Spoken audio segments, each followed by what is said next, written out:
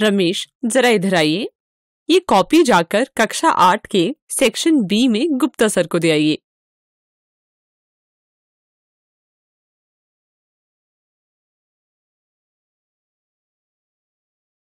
कक्षा 8 कहाँ है?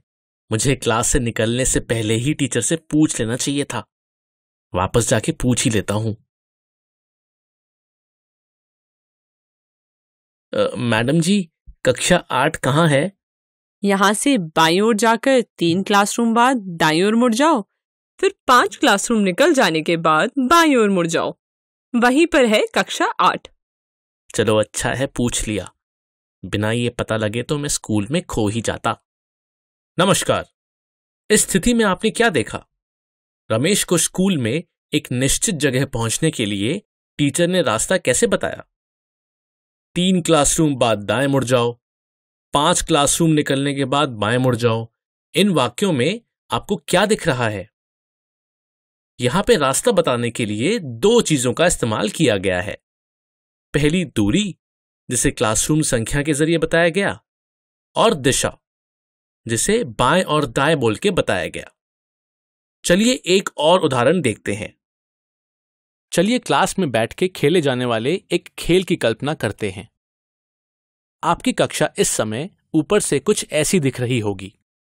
यह है टीचर की डेस्क और यह है आपकी टेबलों से बनी हुई कतारें। आपकी कक्षा में अब एक गेंद को एक टेबल से दूसरी टेबल की ओर फेंका जाएगा। आपके टीचर आपको बताएंगे कि गेंद कहां से कहां फेंकनी है। आइए अब टीचर को बुलाते हैं। बच्चों, गेंद को पहली कतार की पहली टेबल से तीसरी कतार की 5वीं टेबल की ओर फेंको।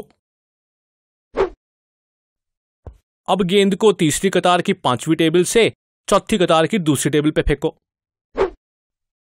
बहुत बढ़िया। अब गेंद को चौथी कतार की दूसरी टेबल से 5वीं कतार की 5वीं टेबल पे फेंको।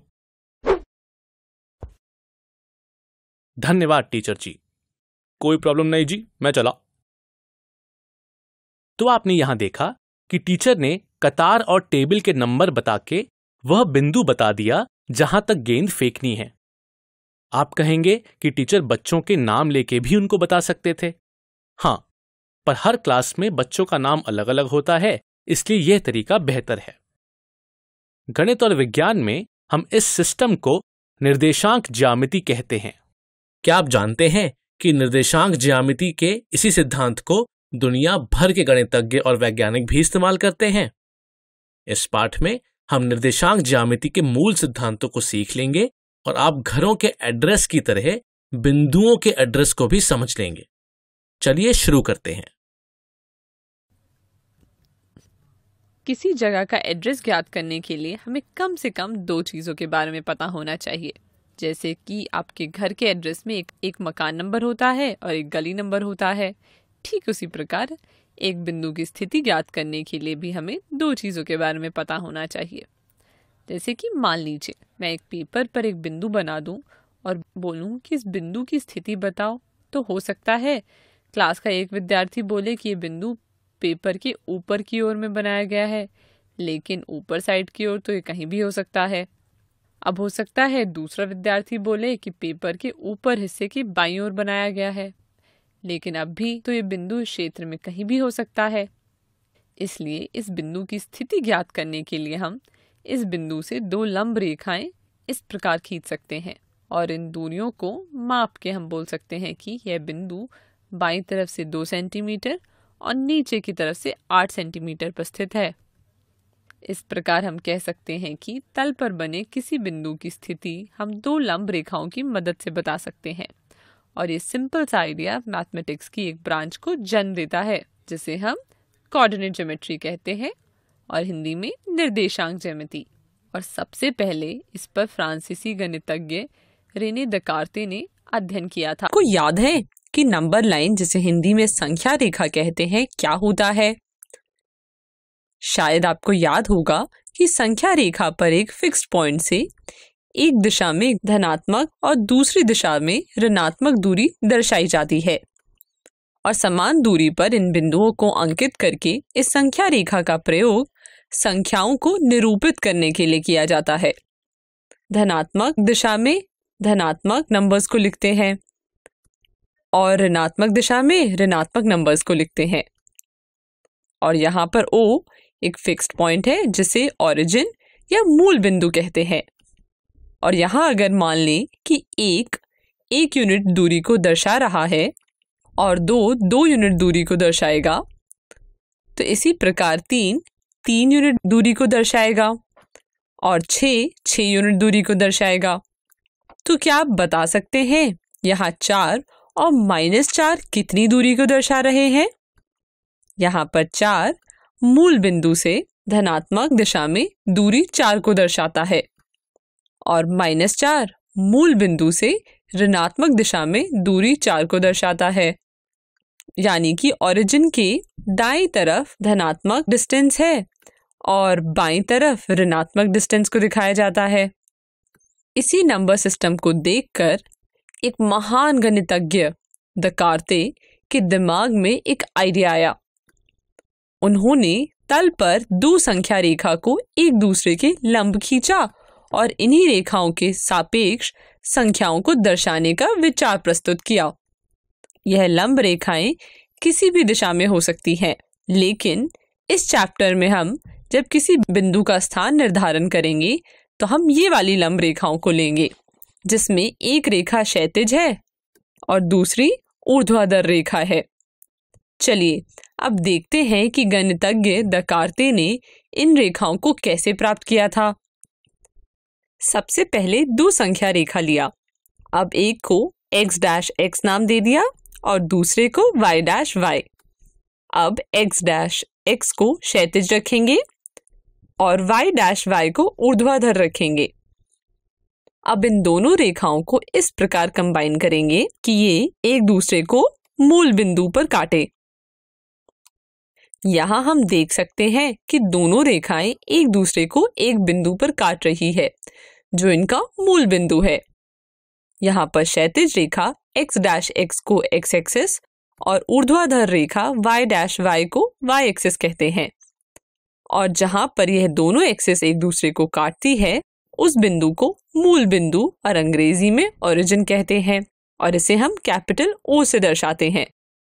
और इस तल को कार्तीय तल या निर्देशांक तल या XY तल कहते हैं, जिसे अंग्रेजी में कार्टेशियन प्लेन या कोऑर्डिनेट प्लेन या XY प्लेन कहते हैं। यहाँ ध्यान दीजिए कि OX पर एक पॉजिटिव नंबर लाई करती है, इसलिए इसे X एक्सिस का पॉजिटिव डायरेक्शन कहते हैं और OX' पर नेगेटिव नंबर लाई कर रहे हैं तो इसलिए इसे negative direction of X axis कहते हैं।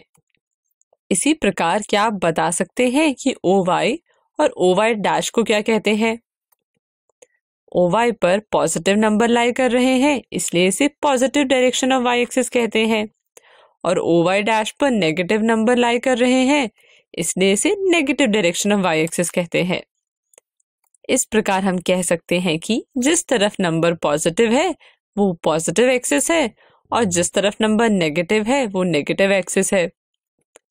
इसके अलावा हम यहाँ यह भी देख सकते हैं कि ये दोनों एक्सिस इस तल को 4 भागों में बांट रहे हैं, ये वाला, ये वाला, ये वाला और ये वाला।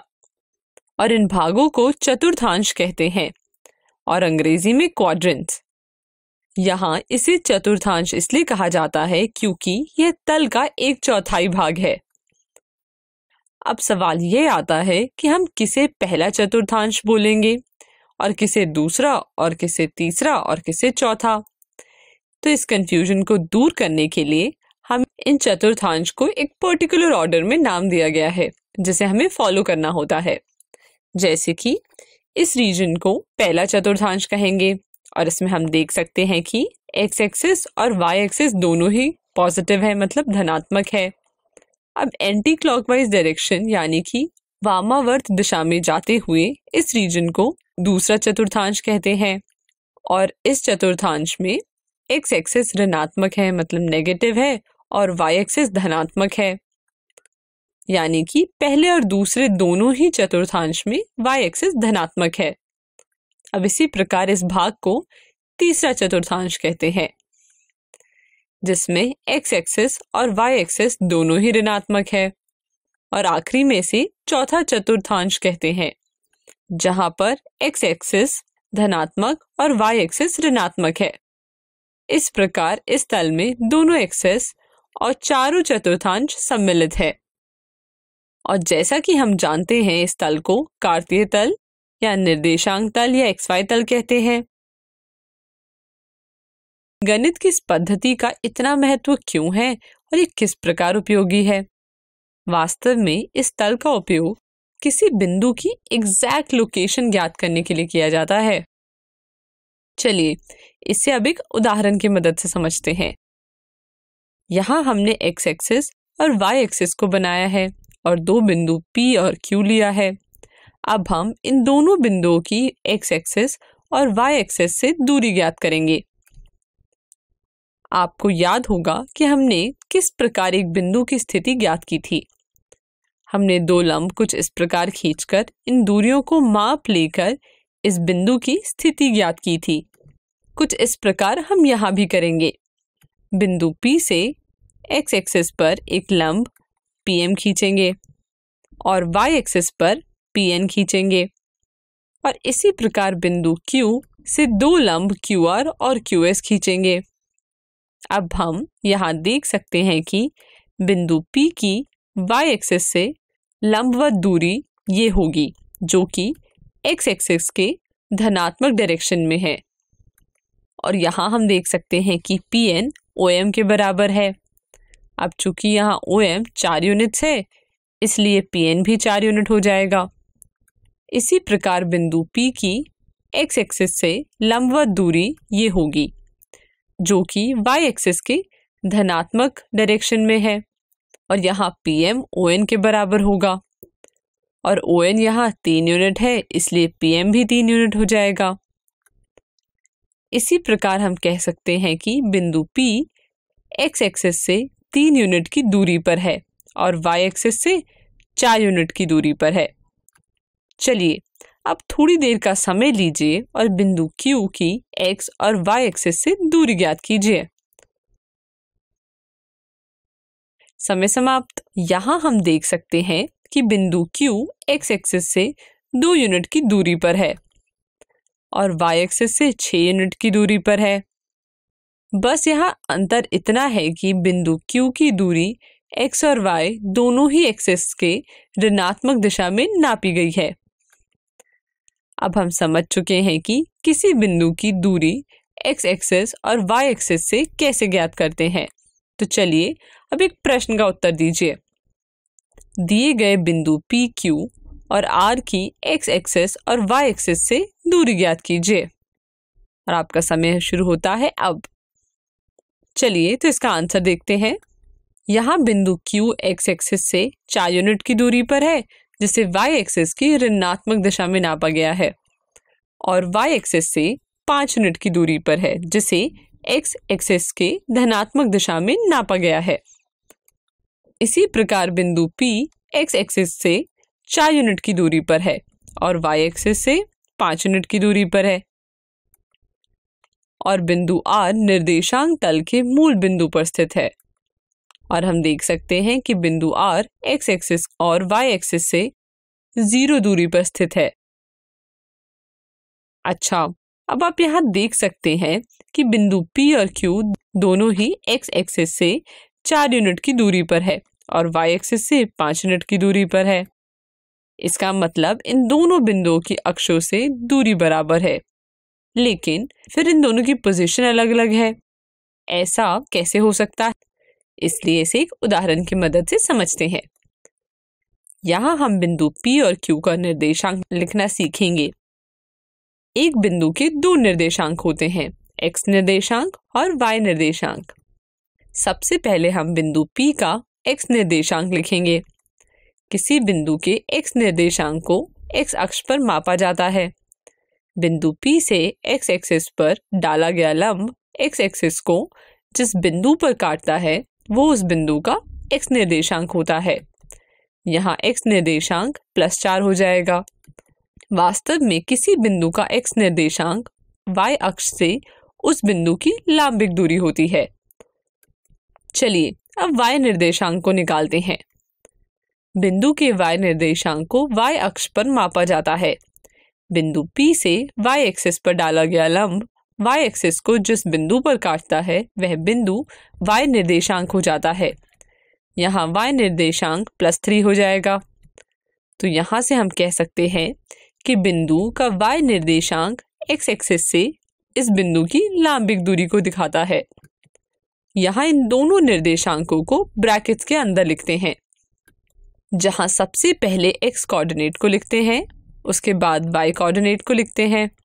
जैसे यहाँ पर x निर्देशांक को भुज या एब्सिसा कहा जाता है अंग्रेजी में, और y निर्देशांक को कोटि या ऑर्डिनेट भी कहा जाता है अंग्रेजी में।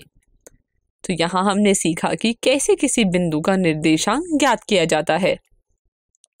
चलिए अब थोड़ी देर का समय लीजिए और बिंदु Q के निर्देशांक निकालने का प्रयास कीजिए।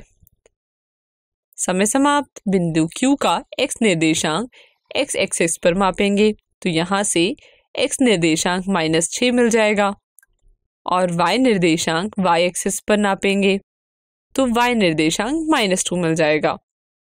इस प्रकार बिंदु Q का निर्देशांक -6, -2 हो जाएगा। तो चलिए इन दोनों बिंदुओं का निर्देशांक को अपनी कॉपी में लिख लीजिए। तो हम बिंदुओं का निर्देशांक निकालना तो सीख चुके हैं।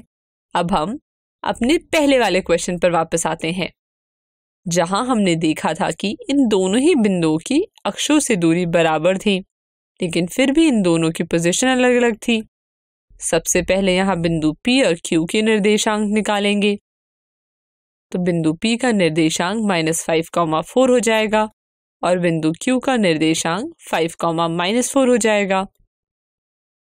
तो यहाँ हम देख सकते हैं कि बिंदु P और Q के निर्देशांक अलग अलग है, यानी कि तल में हर बिंदु का निर्देशांक अद्वितीय होता है। ये बहुत ही महत्वपूर्ण बात है, इसे याद रखिएगा।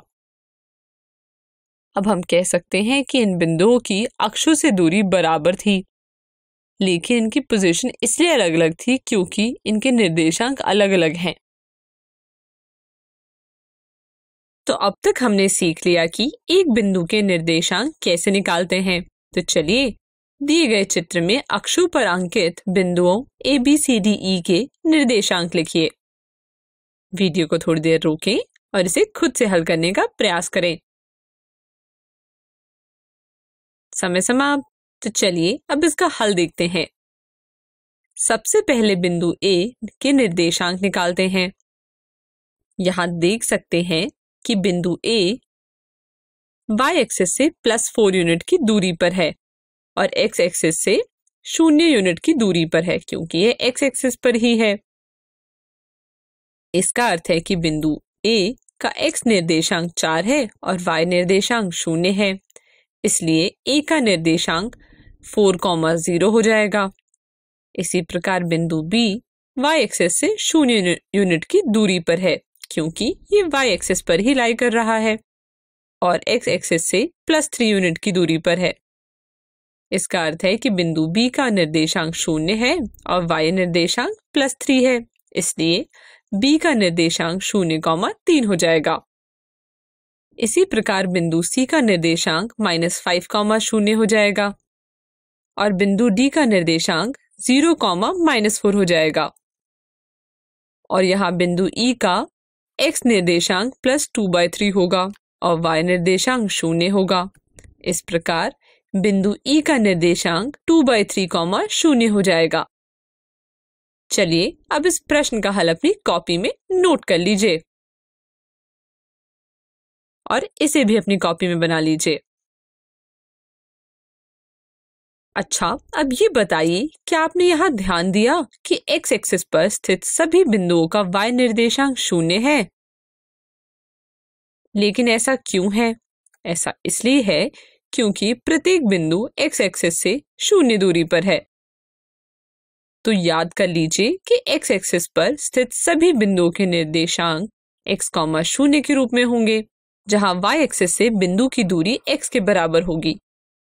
इसी प्रकार ध्यान दीजिए कि y एक्सिस पर स्थित बिंदुओं का x निर्देशांक 0 है, क्योंकि y एक्सिस से इनकी दूरी 0 है। इसलिए यहाँ से याद कर लीजिए कि y एक्सिस पर स्थित सभी बिंदुओं का निर्देशांक 0, y के रूप में होगा, जहाँ x एक्सिस से बिंदु की दूरी y है। आपको याद होगा कि हमने पढ़ा कि यह दोनों एक्सिस इस तल को 4 भागों में बांटते हैं, जिन्हें चतुर्थांश कहते हैं। इसके अलावा हमने यह भी पढ़ा था कि एक्सिस का कौन सा भाग धनात्मक है और कौन सा भाग ऋणात्मक है। चलिए अब एक बिंदु के निर्देशांकों में लगे चिन्हों और इन चतुर्थांशों के बीच संबंध ज्ञात करने का प्रयास करते हैं।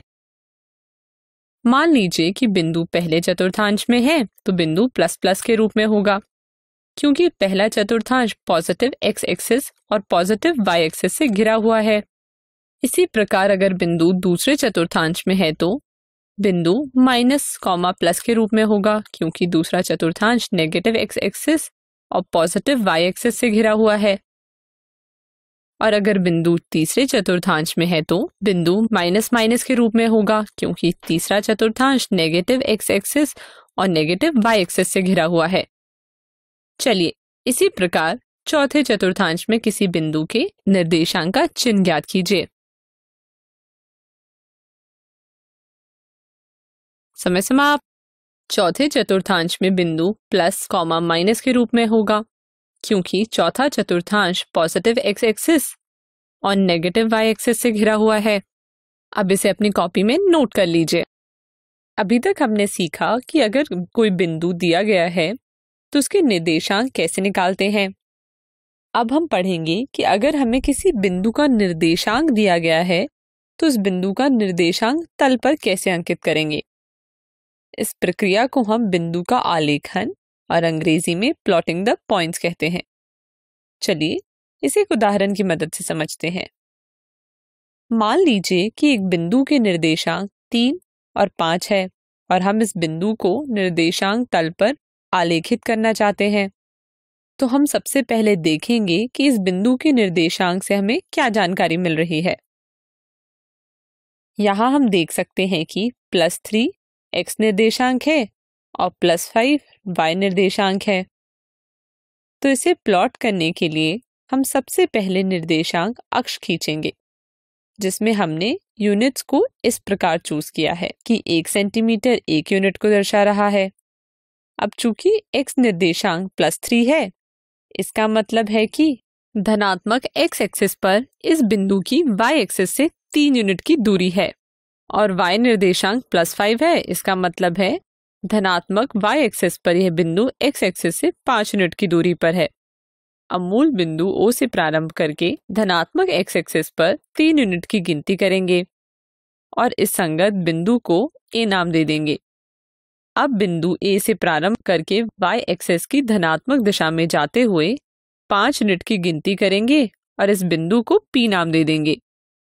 यहाँ पर इस बिंदु P का ही निर्देशांक 3,5 होगा और यहाँ हम देख सकते हैं कि y एक्सिस से बिंदु की दूरी 3 यूनिट है और x एक्सिस से 5 यूनिट की दूरी पर है।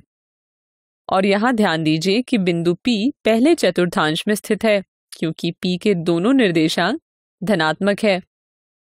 चलिए इसी प्रकार एक बिंदु Q जिसके निर्देशांक 5,-4 है, इसे आलेखित करने का प्रयास कीजिए। यहाँ पर देख सकते हैं कि x निर्देशांक +5 है और y निर्देशांक -4 है। तो मूल बिंदु से धनात्मक x एक्सिस पर 5 यूनिट गिनती गिनेंगे और फिर इस बिंदु से y एक्सिस की ऋणात्मक दिशा में 4 यूनिट की गिनती गिनेंगे। यहाँ जो बिंदु प्राप्त हुआ यही बिंदु Q है, जिसके निर्देशांक 5,-4 है और यहाँ बिंदु Q चौथे चतुर्थांश में है, क्योंकि इसका x निर्देशांक पॉजिटिव है और y निर्देशांक नेगेटिव है। चलिए अब इसे अपनी कॉपी में नोट कर लीजिए। यहाँ हमें दिए गए बिंदुओं का कार्तीय तल पर स्थान निर्धारण करना है। सबसे पहले 1 यूनिट बराबर 1 सेंटीमीटर लें और x एक्सिस और y एक्सिस खींचते हैं। अब इन बिंदुओं को एक एक करके प्लॉट करना स्टार्ट करते हैं। पहले पॉइंट में y कोऑर्डिनेट 0 है, यानी कि ये पॉइंट x एक्सिस पर लाई करेगा और चूंकि x कोऑर्डिनेट +5 है, इसलिए x एक्सिस की पॉजिटिव डायरेक्शन में ओरिजिन से 5 यूनिट की दूरी पर यह बिंदु लाई करेगा। इसी प्रकार 0,5 में x निर्देशांक 0 है, यानी कि यह बिंदु y एक्सिस पर लाई करेगा, और चूंकि y निर्देशांक +5 है, इसलिए y एक्सिस की धनात्मक दिशा में मूल बिंदु से 5 यूनिट की दूरी पर यह बिंदु स्थित होगा। चलिए अब थोड़ी देर का समय लीजिए और बाकी बिंदुओं को भी इसी प्रकार आलेखित कीजिए। अगर आपने आलेखित किया होगा तो ये कुछ इस प्रकार दिखेगा। यहाँ हम देख सकते हैं कि 2,5 यहाँ पर लाई करेगा, 5,2 यहाँ पर, और -3,5 यहाँ पर, और -3,-5 यहाँ पर आएगा। इसी प्रकार 5,-3 यहाँ पर और 6,1 यहाँ पर। चलिए इसे अब अपनी कॉपी में फटाफट नोट कर लीजिए। ऊपर के उदाहरण में अगर आप ध्यान दें तो पाएंगे कि 0,5 और 5,0 समान नहीं है, इन दोनों की स्थितियां अलग अलग हैं। इसी प्रकार 2,5 और 5,2 अलग अलग स्थितियां हैं, -3,5 और 5,-3 भी अलग अलग स्थितियां हैं। तो यहाँ के उदाहरणों से हम यह निष्कर्ष निकाल सकते हैं कि अगर x, y एक निर्देशांक है जहाँ x, y के बराबर नहीं है, तो x, y और y, x की स्थितियां अलग अलग होंगी। इसका मतलब है कि x, y में x और y के क्रम का काफी महत्व है, और यहाँ x, y को क्रमित युग्म और अंग्रेजी में ऑर्डर्ड पेयर कहते हैं। तो अब हम समझ चुके हैं कि क्रमित युग्म x, y क्रमित युग्म y, x के बराबर नहीं होता है अगर x, y के बराबर नहीं है। यह आपस में तभी बराबर होंगे अगर x और y बराबर होंगे। चलिए अब इसे नोट कर लीजिए।